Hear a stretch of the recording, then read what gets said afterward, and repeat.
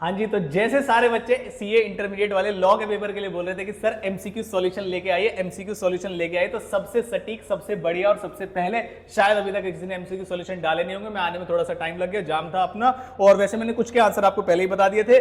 जिन भी बच्चों ने एलएलपी की, फेमा की हमारी वीडियोस देखी थी, जनरल लॉज एक्ट की, आई कैन गारंटी कि उनके एमसीक्यू सॉल्यूशन बिल्कुल सही गए होंगे।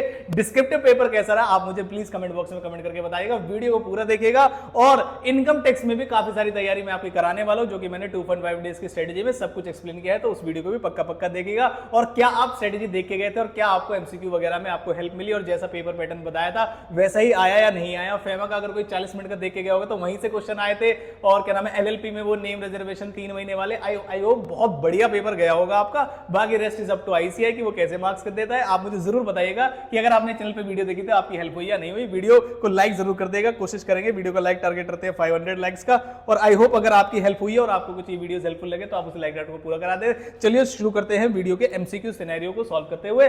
और टेक्स्ट की तैयारी भी जरूर कर देना। जैसे ही आप इस वीडियो को देख ले उसके बाद अगर मान लीजिए आपके पास लॉ का पेपर है तो माता रानी बलि चढ़ाए और ऐसे करके फाड़ देना और बस बात खत्म। उसके बाद खत्म करना भाई, अब बात नहीं करेंगे, 10 टीचर्स की वीडियो नहीं देखेंगे। आपको कोई एमसीक्यू अगर इसमें डाउटफुल लगे कि सर ऐसा नहीं लग रहा, हमें ऐसा लग रहा, तो वो भी बता सकते हैं। तो चलिए वीडियो को शुरू करते हैं।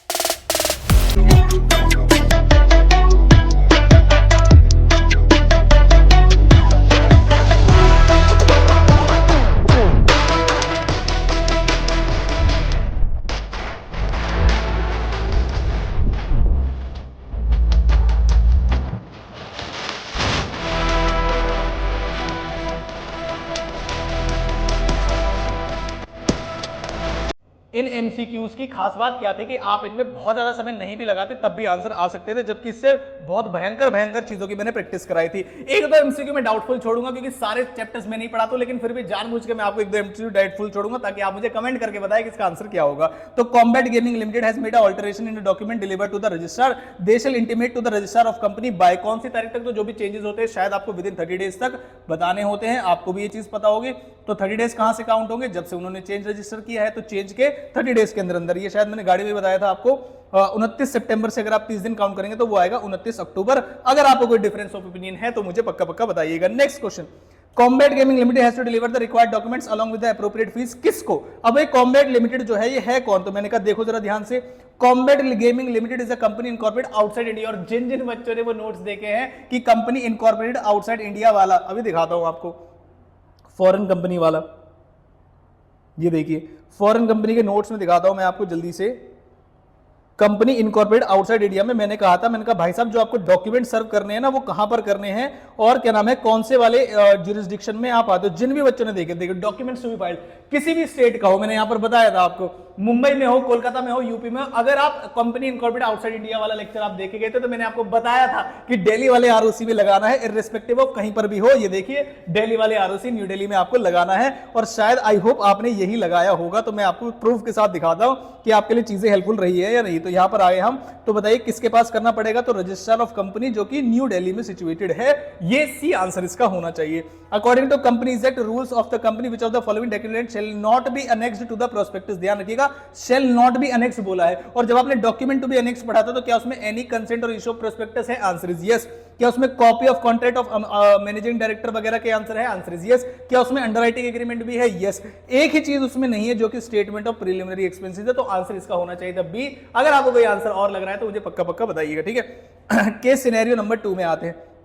मैंने आपको सभी बच्चों को बोला था कि एलएलपी से केस सिनेरियो का क्वेश्चन जरूर आएगा। जिन भी बच्चों ने वो 28 मिनट वाली एलएलपी की कल ही डाली, उसका प्रूफ भी देख लीजिएगा आप। जिन भी बच्चों ने वो देखे उनको पक्का पता होगा कि जो भी एमसीक्यूज आए हैं वो भी मैंने कराए थे आपको। तो जल्दी से बताता हूं आपको आंसर क्या होने वाला है। कह रहे which of the following combination of partner if appointed as designated partner, इनमें से कौन से पार्टनर अगर हम अपॉइंट कर दे as designated partner will not be in accordance with the provision. ध्यान रखना विल नॉट भी बोला है, कई सारे बच्चों को गलत भी हो गया होगा अगर नॉट वर्ड नहीं पढ़ा होगा। तो क्या होना चाहिए डेजिग्नेटेड पार्टनर के लिए? तो भाई डेजिग्नेटेड पार्टनर से one of the designated partner should be resident in India, बस इतना सा कंसेप्ट है। और उसने पूछा कौन सा वैलिड नहीं माना जाएगा ये बताइए।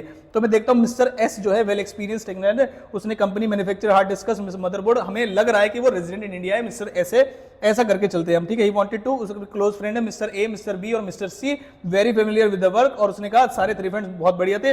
During the previous financial year mister A has stayed in India for कितने के लिए?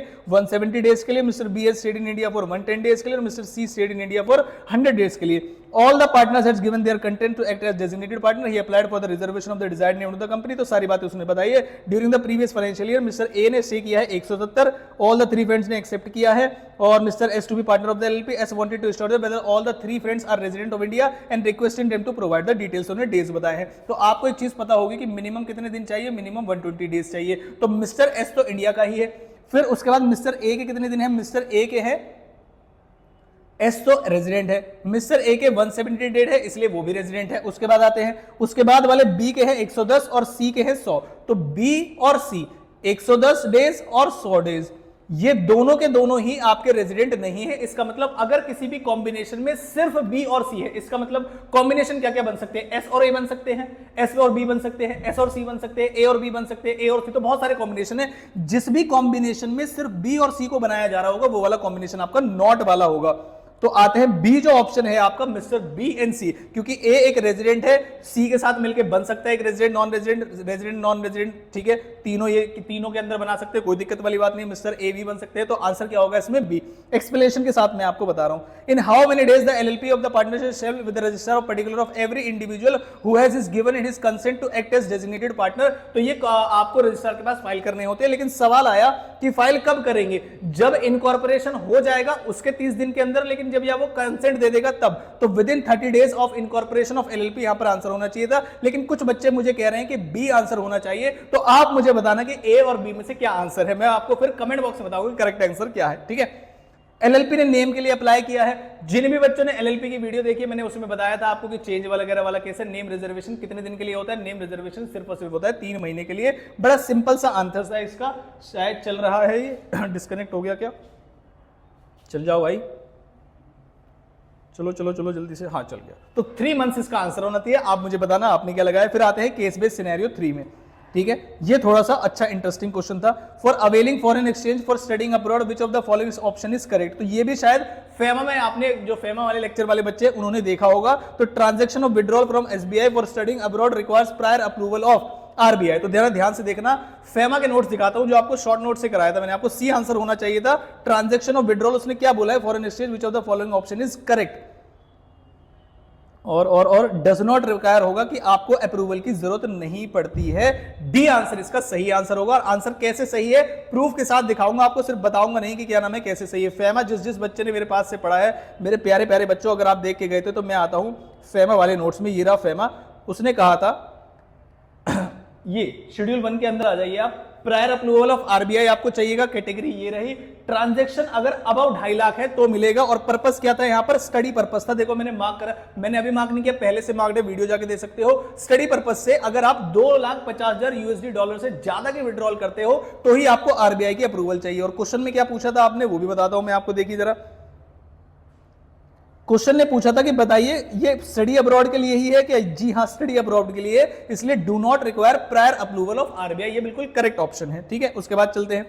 मैंने 1-2 क्वेश्चन मुझे ऐसा लग रहा है कि बच्चों से ही पूछूं कि बच्चों ने सच में पढ़ाई की थी या नहीं की थी। तो ऑलमोस्ट सारे आंसर मैं आपको बता ही रहा हूं। जैसे remittance of foreign exchange for arranging cultural tour programme, आप मुझे बताना आंसर क्या होगा, फिर मैं कमेंट बॉक्स में पिन करके बताऊंगा आपका। मुझे लगता है ये तो इजी सा क्वेश्चन है, आपने कर लिया होगा, मुझे बताना, फिर मैं कमेंट बॉक्स में बताऊंगा। कमेंट में भी पता चले मुझे मेरे बच्चे पढ़ रहे हैं या नहीं पढ़ रहे। उसके बाद for the purpose of cultural tours approval of which of the ministry. फिर से जो बच्चे फेमा पढ़ के गए थे सारे बच्चे मुझे मतलब सही साबित करेंगे कि हाँ सर आप सही कह रहे हो। बताता हूं जरा ध्यान से, किसकी अप्रूवल की आपको जरूरत पड़ेगी कल्चरल टूर के लिए। तो ये रहा एक लिस्ट मैंने बताई थी आपको अप्रूवल के लिए। और पहला ही पॉइंट है कि कल्चरल टूर के लिए आपको किसकी अप्रूवल की जरूरत पड़ती है, municipal of human resource development वाले, ministry of human resource development department की आपको जो है परमिशन लगती है। तो आई होप सभी बच्चे ने वो वीडियो देखी होगी, इसलिए मैं बच्चों आपसे बोलता हूं कि वीडियो को लाइक वगैरह कर दिया करो ताकि वो सही समय पर सारे बच्चों तक पहुंच जाए। तो जो आंसर होना चाहिए इसका 9th का वो ए आंसर होना चाहिए। और मैं नोट्स में आपको चेक करा रहा हूं साथ साथ, बिल्कुल शॉर्ट में मैंने पढ़ाया था। शॉर्ट का मतलब बिल्कुल भी नहीं होता कि मैं इंपॉर्टेंट चीजें छोड़ देता हूं, सारी चीजें आपको पढ़ाता हूं। फिर केस बेस्ड सिनेरियो 4 में आ जाते हैं।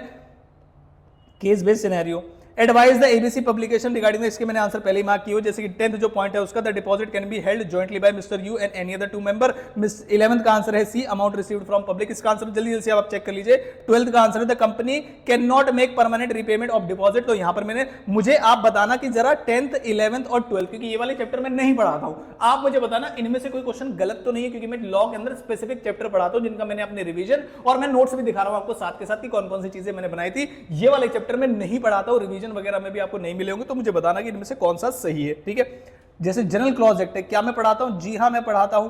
क्या मैंने ये बात बताई थी? 110% मैंने ये बात बताई थी। देखो आपको प्रूफ देता हूं। An act has been passed by the government through sufficient time elapsed since act was passed. It has not been brought into the force by the government. तो गवर्नमेंट अभी brought into the force नहीं की, तो यहाँ पर पूछा court क्या कर सकता है। तो ध्यान रखना, कोर्ट कभी भी क्या नाम है, गवर्नमेंट को चैलेंज नहीं कर सकता, डायरेक्ट नहीं कर सकता, लेकिन हाँ ऐसी नोटिस जारी कर सकता है कि भाई कंसीडर करिए कि कब से ऐसा करने वाले हैं, ठीक है। तो कंसीडर वर्ड जब आपको आ जाए,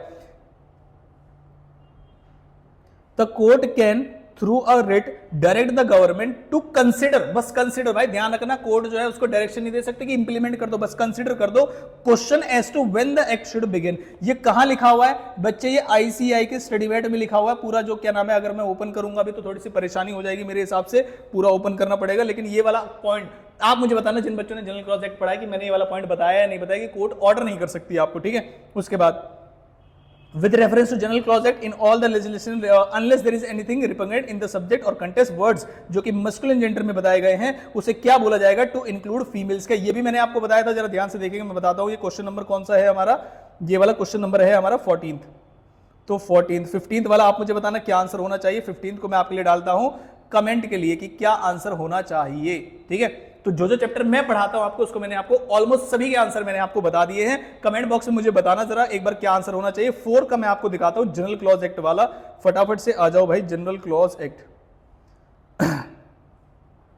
ये है जी जनरल क्लॉज एक्ट का एसएम, ठीक है। जनरल क्लॉज एक्ट के एसएम में मस्कुलिन जेंडर वाला पॉइंट दिखाता हूं मैं तुम्हें, क्योंकि लास्ट में ही लिखा हुआ है और मुझे क्या नाम है बहुत ज्यादा दूर भी नहीं जाना पड़ेगा। आ जाओ भाई मस्कुलिन जेंडर, जल्दी जल्दी जल्दी जल्दी जल्दी जल्दी आ जाओ। पावर ऑफ फंक्शनरीज,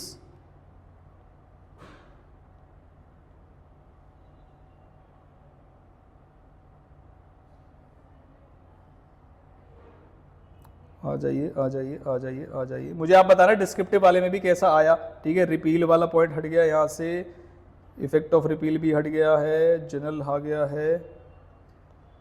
आंसर मैंने आपको बता दिया, फिर भी मैं आपको एक बार श्योर कराना चाहता हूँ कि क्या नाम है, आंसर जो है वो यही है। कंस्ट्रक्शन हो गया, मेकिंग रूल्स हो गया, ठीक है, कंक्लूसिव प्रिजम्पशन हो गया। मिसलेनियस में आ जाइए, मिसलेनियस में मिलेगा आपको recovery of fines, provision of punishable. देखो कुछ बच्चों ने मुझे बताया कि ये वाला क्वेश्चन भी आया था, जो कि मैंने आपको समझाया था, provision as to offence punishable under 2 or मोर इनएक्टमेंट्स, तो सजा आपको एक में ही मिलेगी, ये भी मैंने आपको समझाया था।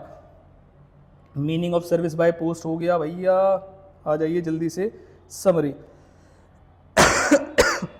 छोड़ो, हालांकि मिल नहीं रहा है मुझे, जैसे आप जानते होंगे घर में सामान तभी नहीं मिलता है जब क्या नाम है हमें उसी सबसे ज़्यादा ज़रूरत होती है, हम ढूंढते हैं उसको।